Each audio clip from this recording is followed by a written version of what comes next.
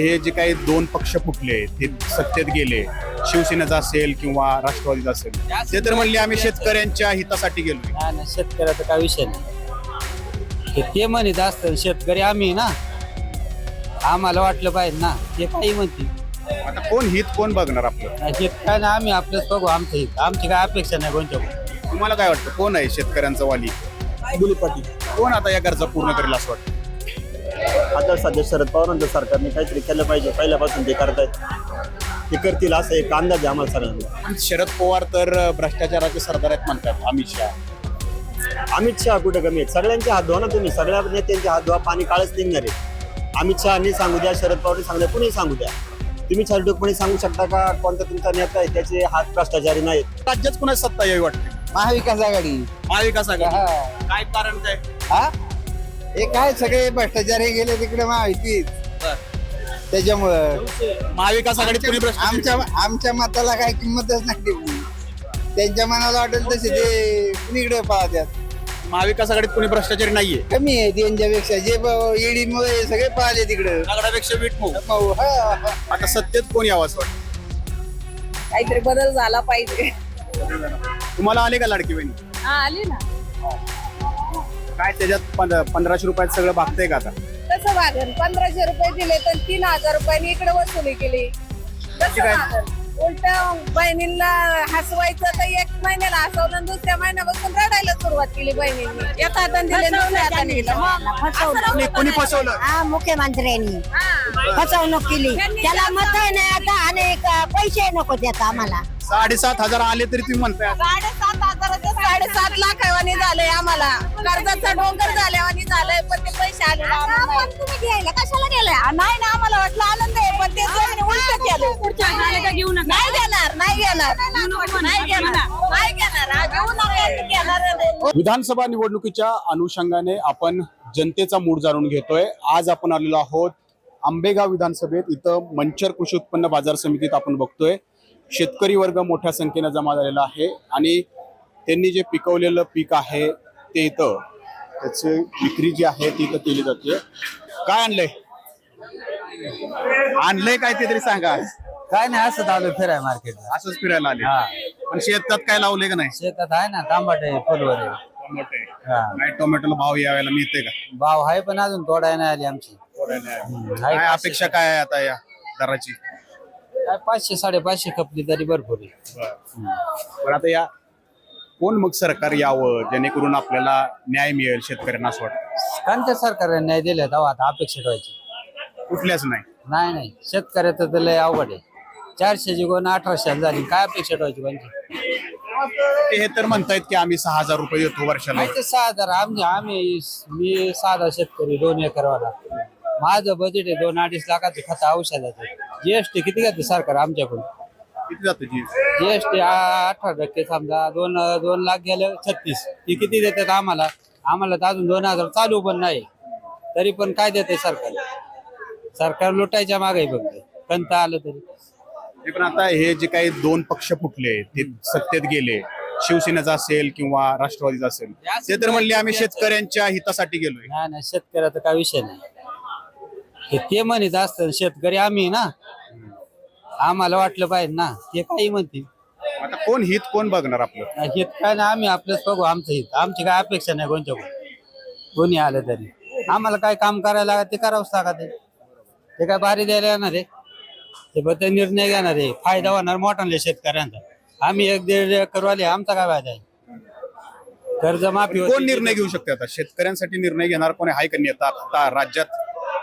आपली काय अपेक्षा नाही नेत्यांना. नेते जाग्यावर कुठे अपेक्षा ठेवायला?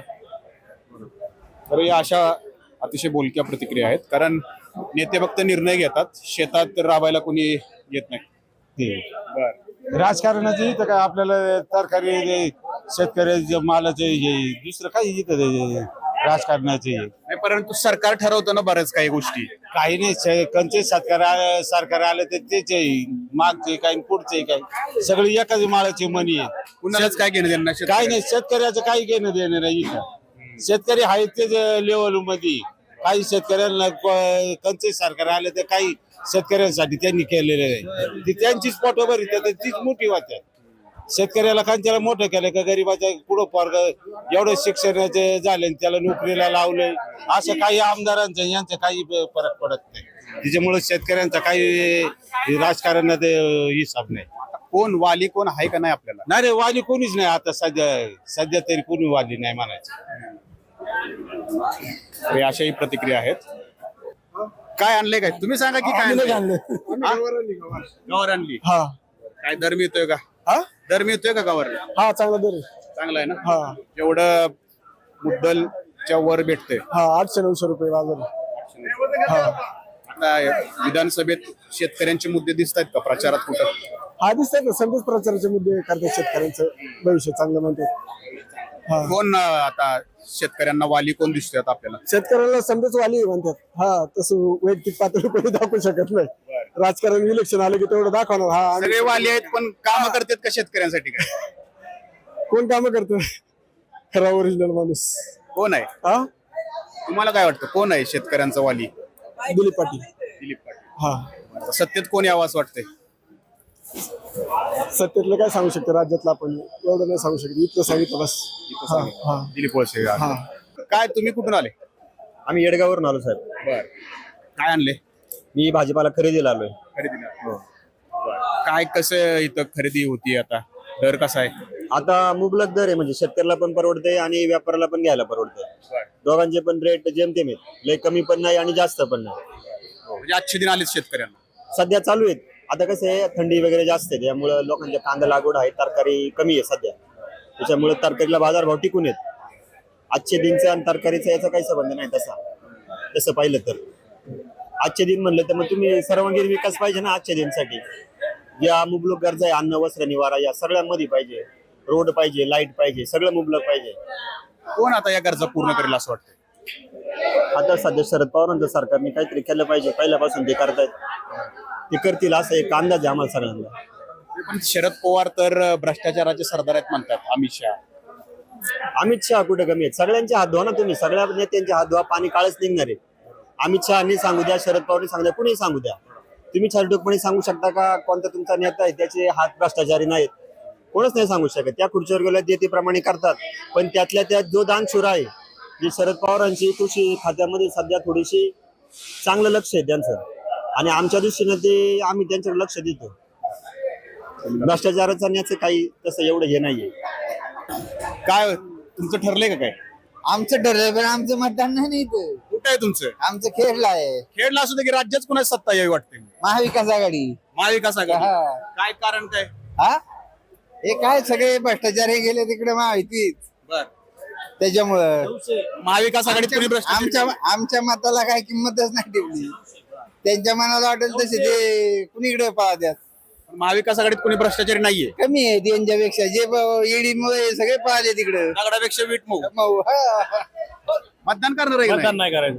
का बरं? नाही करायचं. आपल्याला पसंतच नाही, यांची उमेदवारी नाही पसंत, काहीच पसंत मतदान हक्क आहे लोकशाहीचं. हा? नाही करायचं आपल्याला. करायचंच नाही आपल्याला, कोणालाच नको. कुठलाच नेता नको. नोटाला आपण टाकायचं, नोटा. म्हणजे मतदान करणार पण नोटा. नोटा दाबणार, मतदान करणार पण नोटा. पाहुण्याचं काय करायचं? पाहुणा नको, कोणी नको आपल्याला. काय एवढं त्रस्त झाले तुम्ही? नाही नको आपल्याला, राजकारण नको वाटतं असं. कुठल्याच नेत्यावर भरोसा नाही. नको भरोसा नाही राहिला आपला. राजकारण नाही करायचं, मग नोटा बाजू दाबून टाकायचं. अशाही प्रतिक्रिया आहेत. आणखी काही मंडळी बघू. बाबा काय आणले आज? बीट आहे बीट. बीट. काय दर मिळतोय का? आता पहिलीच वेळ आलेली आहे. पहिलीच वेळ. बरं, आता हे विधानसभाचं वारं वाहतंय, त्यात काय शेतकऱ्याचे मुद्दे कोणी उचलताना दिसतंय का? एवढं राजकारणाचं काय जास्त माहित नाही आपल्याला. पण मतदान करताना काय विचार करणार आहे? कुठल्या सरकारी यावं असं वाटतंय तुम्हाला? वाटतं काय आता जे पब्लिकच्या याने असेल ते यावं असं वाटतंय. काय पब्लिकला काय वाटतंय? पब्लिकचं आता इथं आंबेगाव आम्ही खेड मधले. तिकडं काय आहे वार? वारं तसं बाबाजी काळे. बाबाजी काळे. हा बर, म्हणजे महाविकास आघाडीच यावी म्हणताय सत्य? सगळी. हा काय कारण काय? कारण काय असं आता बदल व्हावा म्हणून. बदल व्हावा. हा पण हे महायुती सरकारने तर 6,000 रुपये दिलेत की शेतकऱ्यांना, तरी तुम्ही नाराज दिसताय. दिलेत ना. ते पार्टी फुटाफुटीचं जास्त हे आहे, त्यामुळे त्यांना काही जास्त हे नाही. पक्ष सगळे फुटीत गेलेत ना, त्यामुळं एक थोडी पब्लिकची नाराजी आहे. त्याच्यामुळे थोडं वाटतंय का बदल व्हावा म्हणून.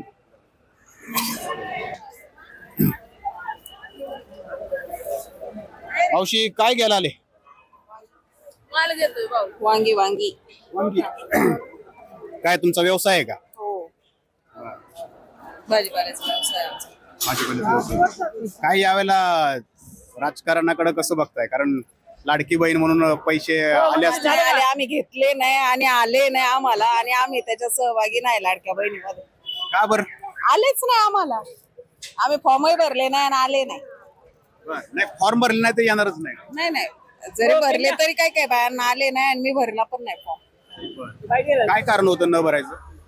वेळच नव्हता भरायला, या कामाच्या व्यवसायातून आम्हाला वेळच नाही भेटला. आता सत्तेत कोण यावं असं वाटतं? काहीतरी बदल झाला पाहिजे. तुम्हाला आले का लाडकी बहिणी? हा आली ना. काय त्याच्यात 1500 रुपयात सगळं भागतंय का आता? कसं वागन? 1500 रुपये दिले तर 3000 रुपयांनी इकडे वसुली केली. कसं काय? वागन?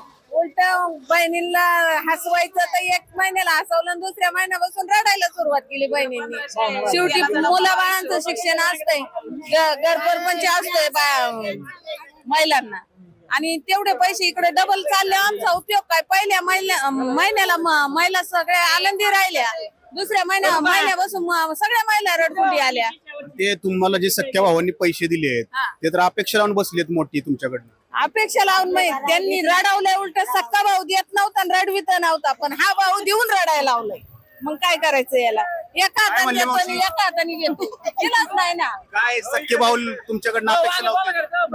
सध्या भावांच्या अपेक्षा, त्या भावांच्या अपेक्षा नाही, अपेक्षा राहिली नाही आणि ठेवली नाही. त्यांनी ना फसवणूक केली, सगळे मत घ्यायसाठी फसवणूक केली. सख्या भावाचं प्रेम दाखवलं. हे जागा घ्यायला गेले पण यांना जागा घेता आली नाही, कारण की त्यांनी नको तेवढं रडवलं. नंतर एका महिन्याला बहिणीला आनंदित केल्या, त्यांनी आनंदात ठेवल्या. 7,500 दिले म्हणतात की आता 7,500 दिले आणि इकडे 10,000 15,000 1 किलो दिवाळीच्या बाजाराला ठेवले नाही. आणि 3,000 काय येतंय सांगा ना मला तुम्ही. पहिलं तरी आमचं वागत होतं कष्ट करून दिवसभर, काय कळना व्यवसाय करून, पण आता म्हणजे उलटं वाढत चाललंय. एका हाताने दिले आणि दुसऱ्या हाताने घेतले. दुसऱ्या हाताने घेतले. सगळ्याच महिलांचं असं म्हणणं आहे बुवा, का असं केलं? एका हाताने दिले दुसऱ्या हाताने घेतलं. मग असं नव्हतं कोणी फसवलं? हा, मुख्यमंत्र्यांनी फसवणूक केली. त्याला मत नाही आता आणि पैसे नको त्याचा, आम्हाला पैसे घ्यायचंच नाही त्याचं.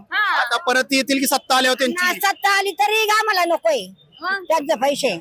त्यांच्या सत्तेला आम्ही घाबरत. त्यांच्या 1500 रुपये का आमचं मागा ते भीक मागायची बाई. इकडे वसूल झालं, त्याला डबे मीठ सगळं किराणा महाग केला, आणि काय उपयोग आहे ते 1500 रुपयाचा? ते स्वस्त करा ना. पैसे नव्हता येत तेव्हा. म्हणजे 1500 नको, पण ती महागाई स्वस्त करा. महागाई स्वस्त करा, गोरगरिबांना जगू द्या. सगळे जगले ना तर सगळे सुखी राहतील. ते सगळी दुःखी केल्या त्यांनी, सगळं लुटून खाल्लं महाराष्ट्र. काय करणार? तुमची पण अशीच प्रतिक्रिया आहे? हो मावशी, बरोबर आहे. हीच अपेक्षा आहे सगळ्या महिलांची. 7,500 आले तरी तुम्ही म्हणताय 7,500 7.5 लाखावानी झालंय आम्हाला. कर्जाचा डोंगर झाल्यावानी झालंय, पण ते पैसे आलेला आनंद नाही. तुम्ही घ्यायला कशाला गेलाय? नाही ना, आम्हाला वाटलं आनंद आहे, पण ते उलट केलं. नाही घेणार, नाही घेणार, नाही घेणार, नाही घेणार. घेऊ नका, घेणार नाही. हो मावशी, पुढे या थोडं. इथं हे आहे, थांबा मी येतो पलीकडे, थांबा. चुकी झाली घेऊन. हो, यांनी घेऊन बोलते. हा, नाही घेऊन एखाद्याच खाऊन नाही बोलाय पाहिजे. त्यांनी नाही घेतलं. पण आता ते म्हणतायत की 1500 घेतले आणि महागाईतून वसूल केले. तुमचं 1500 भागलं का दिवाळी? 1500 नसतं दिलं तरी महागाई झालीच असती.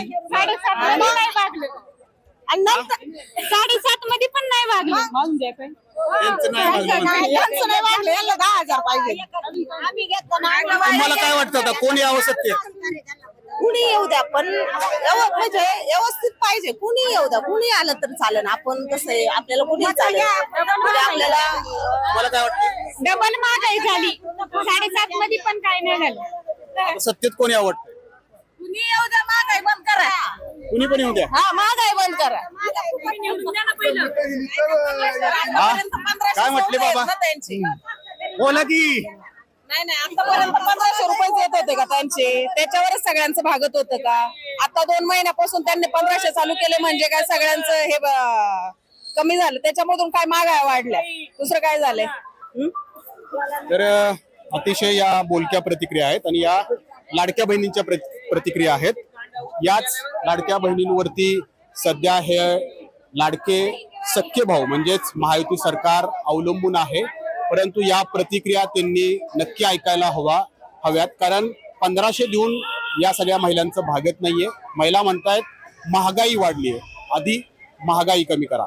बघूयात या विधानसभेच्या निकालानंतर नेमकी सत्ता कुणाची येते आणि सत्ता आल्यानंतर तरी या लाडक्या बहिणींचे आणि या शेतकऱ्यांचे सगळे प्रश्न सुटतात का.